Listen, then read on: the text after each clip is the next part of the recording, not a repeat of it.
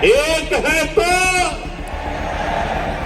चुनाव में वहां कांग्रेस को धूल चटा दी। लेकिन मेरी तो एक सलाह है हनुमान जी, आप आपकी पत्नी के हारने में ही फायदे में हो। यदि पत्नी हारेगी तो पीट जाए या कहीं भी जाए बच्चों को तो संभालेगी। आणि काय केलं महात्मा फुले योजना 1.5 लाख। प्रधानमंत्री नरेंद्र मोदी दुनिया के सबसे बड़े सबसे लोकप्रिय नेता, अगर उनकी रैलियों में भीड़ नहीं आ रही है और अगर उनकी रैलियों में पुलिस वाले खाली कुर्सियों की रखवाली कर रहे हैं, डंडे बजा रहे हैं, तो आप समझ लीजिए कि भाजपा की स्थिति क्या है। 4 बड़ी खबरें आपको बताने वाला हूं। महाराष्ट्र में नरेंद्र मोदी की रैली में कुर्सियां खाली पड़ी रह गई। दूसरी बड़ी खबर, एकनाथ शिंदे का टेलीप्रॉम्प्टर, गजब का टेलीप्रॉम्प्टर आज पकड़ाया गया भरे मंच पर, उसको भी सुनिएगा। और तीसरी बड़ी खबर, भाजपा के प्रदेश अध्यक्ष, राजस्थान में भाजपा के प्रदेश अध्यक्ष, उनके बोल बिल्कुल पूरी तरह से बिगड़ गए और हनुमान बेनीवाल, सांसद हनुमान बेनीवाल उनकी पत्नी को लेकर के सार्वजनिक मंच से किस तरह के भद्दे बोल बोल रहे हैं, वो भी गौर से सुनिएगा। और उसके साथ साथ भाजपा के एक और दूसरे वरिष्ठ नेता, पूर्व अध्यक्ष, किस तरीके से कुंवारे लोगों को लेकर के तंज कस रहे हैं। मतलब भाजपा के संस्कार, चाल चरित्र, चेहरा, वो सब आप देखेंगे इन वीडियो को तो आप कहेंगे कि ये कौन सी वाली भाजपा है और कौन से संस्कार है। खैर, नरेंद्र मोदी की वीडियो से शुरुआत करते हैं। नरेंद्र मोदी अकोला में थे, महाराष्ट्र के अकोला में थे और यहां पर कह रहे थे बटेंगे तो कटेंगे, और ये बटेंगे तो कटेंगे लोग सुन ही नहीं रहे। बटेंगे तो कटेंगे मंच से मोदी बोल रहे थे, लेकिन सामने कुर्सियां खाली खाली खाली खाली रह गई। ये तस्वीरें देखिए आप, ये तस्वीरें निकल करके सामने आई है महाराष्ट्र से, और ये तस्वीरें बताती है कि इस बार मोदी का, भाजपा का महाराष्ट्र में क्या होने वाला है। कुर्सियां खाली पड़ी हुई है और ये खाली कुर्सी केवल माहौल नहीं बता रही है, बल्कि सीधे तौर पर रुझान ही बताने का काम कर रही है। देखिए जरा। एससी के तौर पर एकजुट नहीं रहेंगे, अपनी ही अलग अलग जातियों में बंटकर झगड़ा करेंगे, तो कांग्रेस इसका फायदा उठाएगी। तो एक है तो साथियों, मैं आज महाराष्ट्र की धरती से हरियाणा के अपने भाई बहनों का विशेष आभार व्यक्त कर रहा हूं। एक है तो सेफ है के मंत्र पर चलते हुए कांग्रेस की साजिश को नाकाम किया। उन्होंने विधानसभा चुनाव में वहां कांग्रेस को धूल चटा दी, और अभी 1 महीने पहले हुआ है, वहां के लोग भूले नहीं है कि क्या दलितों के खिलाफ बड़े बड़े दंगे हुए थे। उन दंगों में दलितों को बेरहमी से मारा गया। इसी तरह से खाली कुर्सियां अमित शाह की रैली में भी पड़ी थी। अमित शाह की रैली में तो मैदान में ही सन्नाटा छा गया था। सुबह मैंने आपको खबर दिखाई थी, देखिए जरा एक बार, ये अमित शाह की रैली का हाल है। मतलब अगर बीजेपी के नंबर 1 और नंबर 2 इन दोनों नेताओं की रैलियों में अगर लोग नहीं आ रहे हैं, बीजेपी के नंबर 1 के नेता और नंबर 2 के नेता अगर वो दोनों भीड़ नहीं जुटा पा रहे हैं, तो बाकी के नेताओं की हालत क्या होगी, ये अपने आप में बता रहा है। जरा एक बार अपनी स्क्रीन पर दोनों वीडियो देख लीजिए। एक तरफ नरेंद्र मोदी की रैली की तस्वीरें आपकी स्क्रीन पर है, और दूसरी तरफ अमित शाह की रैली की विशाल जनसभा की तस्वीरें आपकी स्क्रीन पर है। बताइए, दो तस्वीर देख करके आपको क्या लग रहा है? अब की बार भाजपा कितने पार, अब की बार भाजपा का क्या होगा, भाजपा कितना बड़ा बहुमत लेकर के आ रही है? ये दो तस्वीरें जो हैं वो अपने आप में बहुत कुछ बताने के लिए काफी है। अब जरा चलते हैं हमारी दूसरी बड़ी खबर पर। दूसरी बड़ी खबर, और वो भी महाराष्ट्र से आई। महाराष्ट्र के अंदर बीजेपी के जो मुख्यमंत्री हैं हालांकि मैं गठबंधन के मुख्यमंत्री कहूं या बीजेपी के मुख्यमंत्री कहूं या यूं कहूं कि बस चंद दिनों के मुख्यमंत्री, आप बताइए कौन सा ज्यादा ठीक रहेगा। एकनाथ शिंदे साहब, उनकी एक जरा ये तस्वीर देखिए, वीडियो देखिए, फिर आपको अच्छे से समझ में आएगा। एकनाथ शिंदे मंच पर बोल रहे हैं और मंच पर एकनाथ शिंदे के पीछे एक और नेता खड़े हैं और बार बार वो पीछे से कुछ बात बताते हैं उनको, स्कीमों के बारे में बताते हैं उनको, या विरोधी नेताओं पर तंज कसने के बारे में लाइन पढ़ करके बोलते हैं उनको, और एकनाथ शिंदे वही लाइन जो है यहां पर पढ़ रहे हैं। जैसे ये होता है ना, कई बार हम लोग देखते हैं रामलीला के अंदर नीचे बैठ करके कलाकार बोलता है और ऊपर जो है वो जो भी पात्र होते हैं वो उनको दोहराने का काम करते हैं, और कई बार ये होता है कि वो आवाज साफ साफ सुनाई देती है, तो नीचे जो बच्चे जो है ना वो हंसते हैं कि इनको तो रामलीला भी ढंग से नहीं करनी आ रही है। ठीक है, रंगमंच किया जा रहा है तो कम से कम उसमें भी यहां पर रैली हो रही है तो टेलीप्रॉम्प्टर जो है वो आप आगे लगवा लेते मोदी जी की तरह से।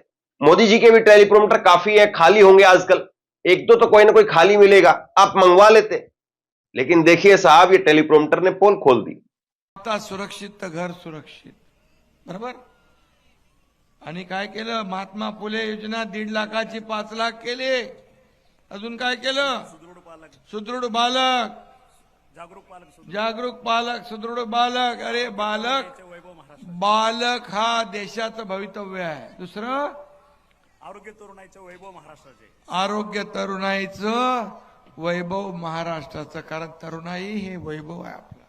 आरोग्याची वारी पंढरीच्या दारी, आरोग्याची वारी पंढरीच्या वारी, किती किती योजना केल्या गिनीज बुक मध्ये. ये गजब का टेलीप्रॉम्प्टर है, मतलब जरा सी भी यहां पर कोई पर्देदारी नहीं है। इससे अच्छा तो ये होता कि वो लिख करके दे देते, एकनाथ शिंदे पढ़ करके सुना देते उसको, लेकिन शायद लगता है एकनाथ शिंदे पर प्रेशर बहुत है और वो इसीलिए हाथों हाथ सर्विस ले रहे हैं।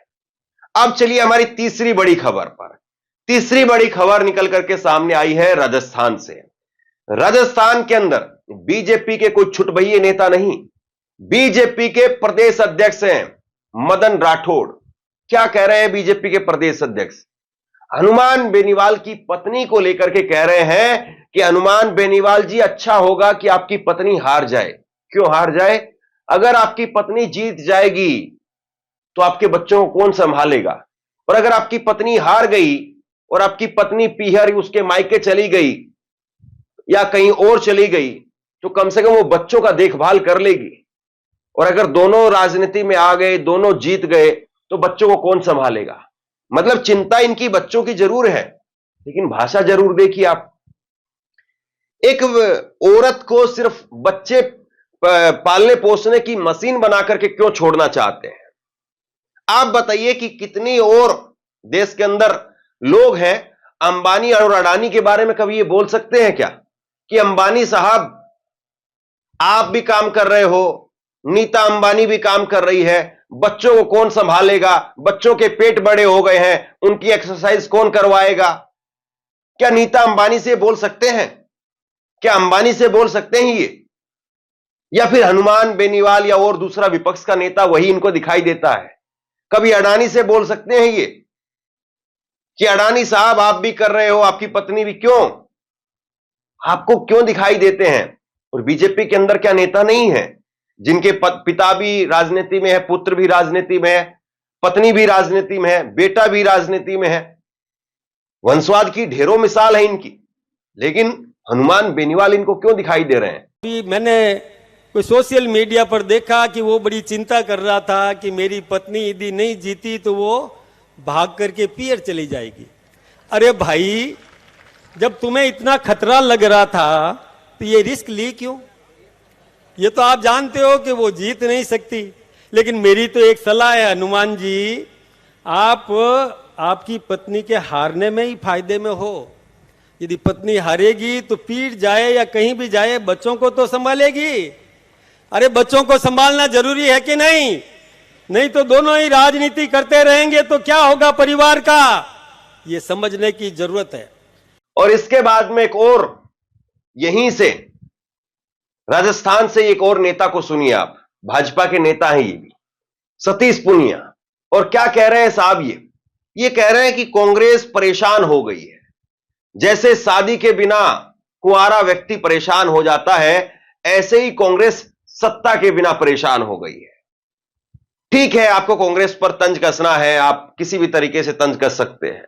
कांग्रेस को कुछ कहना है, आप किसी भी तरीके से कुछ कह सकते हैं। लेकिन समाज में लोगों के प्रति क्या जरा सी भी संवेदना आपके दिल में नहीं है? आप लोगों को सार्वजनिक तौर पर बेइज्जत कर रहे हैं। अब कुंवारे लोगों की कई सारी लिस्ट है भाजपा में भी। भाजपा के कई नेता कुंवारे भी हैं। कई नेता ये भी कहते थे, अब मैं नाम नहीं लूंगा, बड़े नेता, अब कोई नेता इस दुनिया में नहीं भी है। सुब्रमण्यम स्वामी ने कह दिया था अटल बिहारी वाजपेयी के लिए कि अटल बिहारी वाजपेयी वो शादीशुदा तो नहीं थे लेकिन कुंवारे भी नहीं थे। अब उससे आगे मैं नहीं जाऊंगा। सुब्रमण्यम स्वामी ने तो उनके लिए बहुत कुछ बोल दिया था, क्या क्या खाने के शौकीन थे, क्या क्या पहनने के शौकीन थे, किस किस के साथ में रहने के शौकीन थे।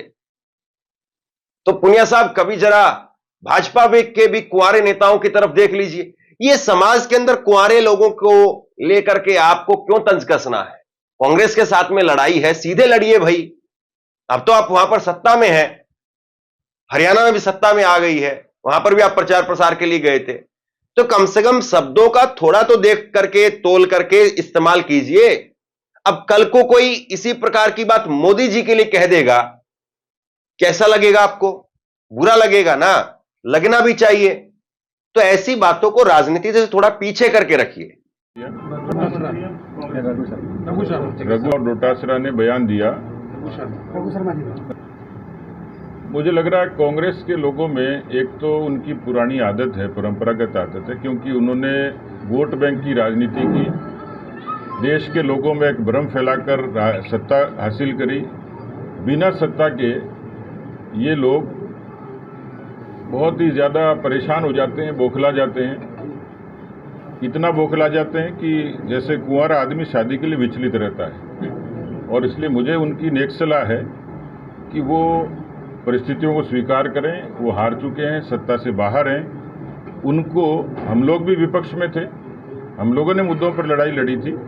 उनको भी नेक सलाह है कि जनता के बहुत सारी चीज़ें सकारात्मक रूप से, जहां प्रदेश हित की बात है उनको सरकार के साथ खड़े होना चाहिए, और कोई ऐसी बातें संज्ञान में आती उनको सरकार को बताना चाहिए। कुल मिलाकर के भाजपा के नेताओं ने अपने जुबान पर कितना कंट्रोल किया है, और ये भाजपा के नेता अपने ऊपर के कौन कौन से नेताओं से सीख लेते हैं, ट्रेनिंग लेते हैं, वहां से ही जो है वो आशीर्वाद प्राप्त करते हैं।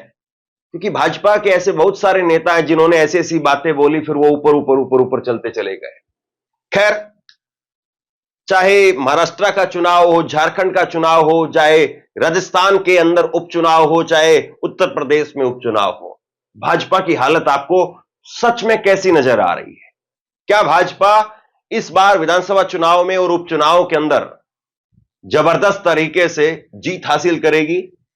इन नेताओं का जो हार व्यवहार है वो यही बता रहा है, या फिर इस बार भाजपा की जो गाड़ी है वो फंसी हुई है? आपको क्या लगता है? नीचे कमेंट बॉक्स में लिख करके जरूर बताइए। इस वीडियो को शेयर कीजिए और इसी तरह की तमाम खबरों के लिए ऑनलाइन न्यूज इंडिया को सब्सक्राइब कीजिए। आपका बहुत बहुत धन्यवाद।